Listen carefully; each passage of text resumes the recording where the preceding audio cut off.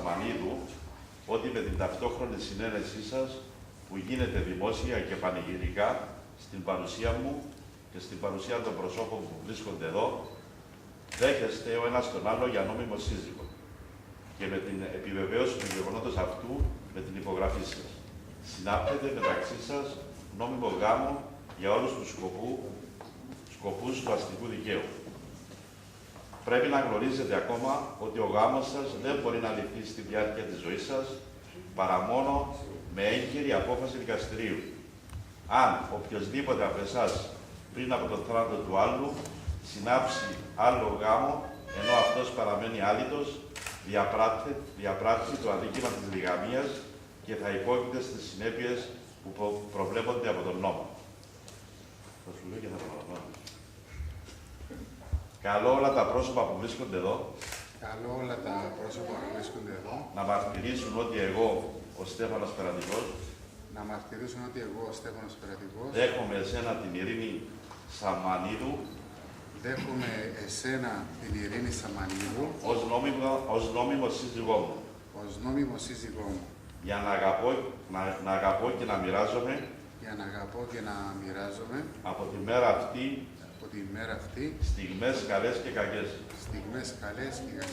Πλούτη και φτώχεια, ευτυχία και δυστυχία, σε ολόκληρη μας τη ζωή, μέχρι ο θάνατος να μας χωρίσει. Καλώ όλα τα πρόσωπα που βρίσκονται εδώ να μαρτυρήσουν ότι εγώ, η Ειρήνη Σαμανίδου, δέχομαι εσένα, τον Στέφανο Περατικό, ως νόμιμο σύζυγό μου. Για να αγαπώ και να μοιράζομαι από τη μέρα αυτή στιγμές καλές και κακές. Πλούτη και φτώχεια, ευτυχία και δυστυχία, σε ολόκληρη μας τη ζωή, μέχρι ο θάνατος να μας χωρίσει. Από αυτή τη στιγμή σας ανακηρύσω σε ανδρόγυνο. Ενώνεστε με την ελεύθερη συνένεσή σας σε γάμο και οφείλετε αμοιβαία αγάπη, πίστη και σεβασμό για όλη σας τη ζωή.